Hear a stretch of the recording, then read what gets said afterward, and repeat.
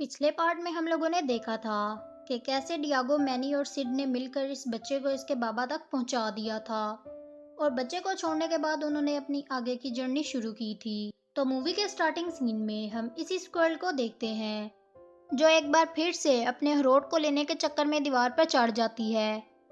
तभी इस बर्फ में से पानी बहने लगता है और स्कर्ल पानी में गिर जाती है। तभी यहाँ से सीन एनिमल कैंप पे शिफ्ट होता है जहाँ पे हम बहुत सारे जानवरों को देखते हैं जो कि आपस में काफ़ी ज़्यादा मस्ती कर रहे थे। और इस कैंप का लीडर सिड होता है जिसकी ये लोग बिल्कुल इज्जत नहीं करते थे। तभी वहाँ पर मैनी और डियागो भी पहुँच जाते हैं जो सिड की हालत देखने के बाद उसे कहते हैं कि दोस्त, ये तुम्हारे बस का काम नहीं है और अच्छा होगा कि अगर तुम ये सब बंद कर दो। सिड ये सब सुन के बहुत परेशान हो जाता है और वहाँ से चला जाता है। उसके बाद मैनी सारे जानवरों को एक कहानी सुनाता है। कहानी खत्म होने के बाद मैनी लास्ट में बोलता है कि फैमिली होना बहुत ज़रूरी है, जिस पर सारे जानवर इससे पूछते हैं कि तुम्हारी फैमिली कहाँ है। ये सुनने के बाद मैनी काफ़ी सैड हो जाता है। तभी डियागो आके वहाँ से सभी जानवरों को भगा देता है। अगले सीन में हम एक पागल एस्ट्रोलॉजर को देखते हैं जो सभी जानवरों से कहता है कि जल्द ही यहाँ पर बाढ़ आने वाली है।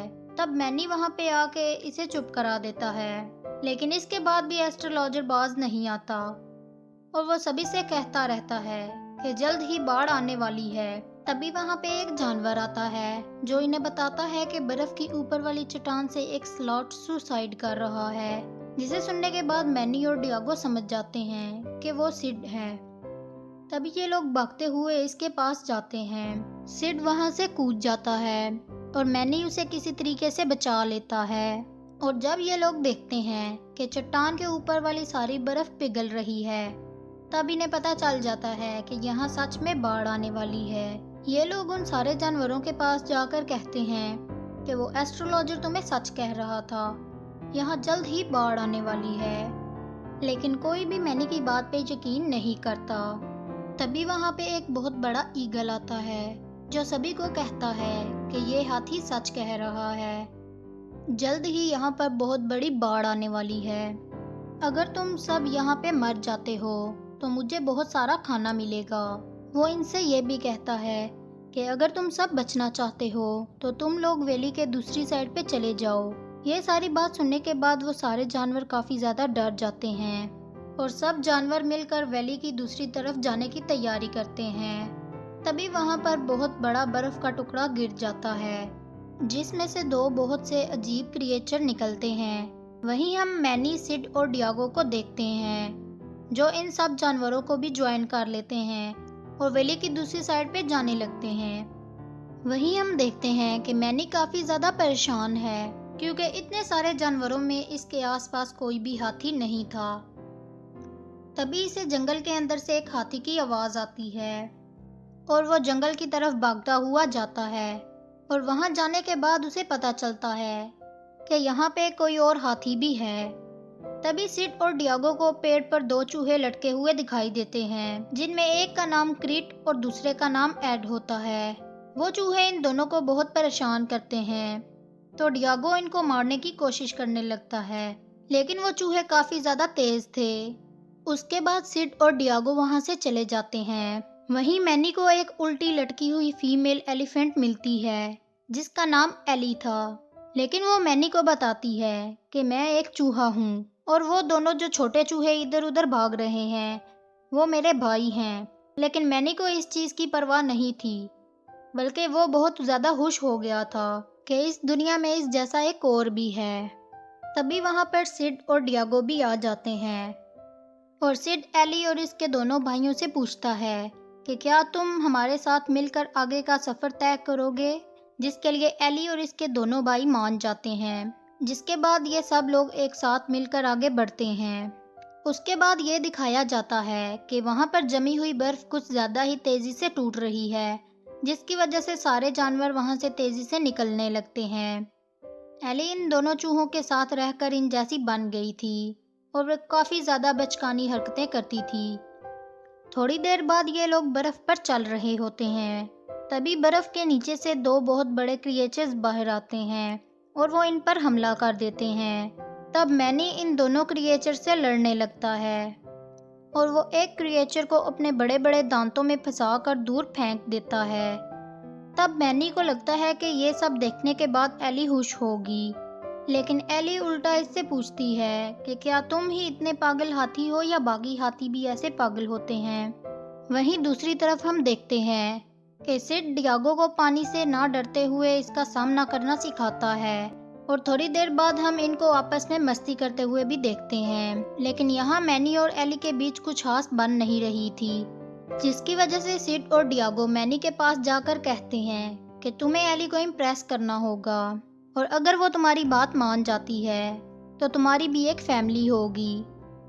वहीं एली को एक जगह दिखाई देती है जिसे देखने के बाद उसे एक मोमेंट याद आ जाता है जहां वो तेज तूफान में अपनी फैमिली से बिछड़ गई थी और वहां इन दो चूहों ने इसे बचा लिया था। और यहाँ हमें पता चलता है कि इसी वजह से एली इन दोनों चूहों जैसी हरकतें करने लगी थी। लेकिन इन सब चीज़ों को याद करने के बाद यहाँ पे एली को एहसास हो गया था कि वो भी एक हाथी है। तभी वहाँ पर मैनी आ जाता है और वो एली को इम्प्रेस करने की कोशिश करता है। उसकी बातों से एली बुरा मान जाती है। उसके बाद ये लोग आगे बढ़ने लगते हैं। एक चट्टान पर पहुंचने के बाद डियागो वहां से नीचे गिर जाता है और वक्त रहते ही मैनी और एली उसे बचा लेते हैं। इस एक्सीडेंट के बाद मैनी और एली के बीच बहुत अच्छी दोस्ती हो जाती है। उसके बाद सीन रात पर शिफ्ट होता है और कुछ छोटे छोटे स्लॉट्स सिड के पास जाते हैं और वो लोग सिड को उठाकर अपने साथ ले जाते हैं, जहां वो सिड की पूजा करने लगते हैं और वो सिड को अपना गॉड बना के इसकी कॉपी करने लगते हैं। और थोड़ी ही देर में वो सिड को कहते हैं कि आप हमारे गॉड हो और आपकी हमें बलि चढ़ानी होगी। वो सिड को बांधकर लावे में फेंक देते हैं, लेकिन सिड अपनी जान बचाकर वहां से भाग जाता है और सीधा अपने दोस्तों के पास चला जाता है। अगली सुबह सिड अपनी दास्तान अपने सारे दोस्तों को बताता है, लेकिन कोई भी इसकी बात पर यकीन नहीं करता। उसके बाद वो फिर से अपना आगे का सफर शुरू कर देते हैं। चलते चलते ये लोग एक जगह पे पहुंचते हैं जिस जगह के बारे में वो ईगल बात कर रहा था। उस रास्ते में गर्म भाप के फव्वारे निकल रहे थे, जिसे देखकर एली इस रास्ते से जाने के लिए साफ मना कर देती है। ऐसा कहने के बाद वो वहां से चली जाती है। ये देखने के बाद मैनी को भी काफी ज्यादा गुस्सा आ जाता है और मैनी इसी रास्ते से जाने का डिसाइड करता है। सिड और डियागो को ना चाहते हुए भी मैनी की बात माननी पड़ती है और जैसे तैसे करके ये लोग वहां से निकल जाते हैं। जल्द ही इन्हें वहां पे बाकी जानवरों का झुंड नजर आता है, जिसे ये तीनों जाकर ज्वाइन कर लेते हैं। वहीं दूसरी तरफ हम एली और इन दोनों चूहों को देखते हैं, जहाँ एक बड़ा सा चट्टान एली के ऊपर आके गिर जाता है। एली किसी तरीके से एड और क्रिस को वहां से बाहर निकाल देती है और वो दोनों सीधा मैनी के पास पहुंच जाते हैं और वो सारी बात मैनी को बताते हैं, जिसे सुनने के बाद मैनी, डियागो और सिड एली को बचाने के लिए जाते हैं। लेकिन अचानक वहां पर बहुत बड़ा चट्टान टूट जाता है, जिस वजह से मैनी और वो दोनों चूहे पानी में गिर जाते हैं। वहां पर मैनी एक लकड़ी का सहारा लेकर एली के पास पहुंच जाता है। वहीं हम सिड को देखते हैं, वो इन दोनों चूहों को बचाने के लिए पानी में कूद जाता है, लेकिन पानी में आने के बाद वो इन्हें बचाने की बजाय खुद उल्टा पानी में डूब जाता है। ये सब देखने के बाद डियागो भी काफी ज्यादा मोटिवेटिव हो जाता है और वो बिना सोचे पानी में छलांग लगाकर सिड की जान बचा लेता है। दूसरी तरफ वो दोनों क्रिएचर मैनी को पानी के अंदर खींच के ले जाते हैं, लेकिन मैनी अपनी जान बचा लेता है। उसके बाद मैनी एली को किसी तरीके से पानी से बाहर निकाल लेता है। यहाँ से सीन एक बार फिर से स्क्वायर पर शिफ्ट होता है, जो अपने अखरोट को लेकर बर्फ के पहाड़ पर चढ़ रही थी। अचानक से वो बर्फ का पहाड़ क्रैक हो जाता है और बर्फ के पहाड़ के बीच बहुत बड़ा गैप आ जाता है और सारा पानी इस गैप से निकलने लगता है और वैली एक बार फिर से पहले जैसी हो जाती है। वहीं दूसरी तरफ हम एक बार फिर सिड को देखते हैं, जहाँ सिड के बहुत सारी पुजारी वापस आ जाते हैं और वो लोग सिड को अपने साथ चलने के लिए कहते हैं। लेकिन वहाँ पे डियागो इनको समझाता है कि सिड हमारे ग्रुप का एक हिस्सा है और हमारे ग्रुप को सिड की बहुत ज़्यादा ज़रूरत है। ये सब सुनने के बाद सिड काफ़ी ज़्यादा खुश हो जाता है। तभी मैनी वहाँ पे बहुत सारे हाथियों का ग्रुप देखता है, जिसे देखने के बाद एली भी इन हाथियों के ग्रुप को ज्वाइन कर लेती है। तब वहाँ पे सिड और डियागो भी मैनी को इनके साथ जाने के लिए कहते हैं, लेकिन अचानक एली वापस आ जाती है और यहाँ एली मैनी, सिड और डियागो के साथ रहने का डिसाइड करती है। मूवी के एंड में हम एक बार फिर से स्क्विरल को देखते हैं, जो कि एक हेवन में है और वहाँ पे इसे बहुत बड़ा रोड दिखाई देता है और वो उसे लेने की कोशिश करती है, लेकिन सिड उसे वहाँ से बाहर निकाल देता है, जिसे देखने के बाद उसे बहुत ज्यादा गुस्सा आता है, जिस वजह से वो सिड को वहाँ हुक मारती है और ये मूवी यहीं पे खत्म हो जाती है।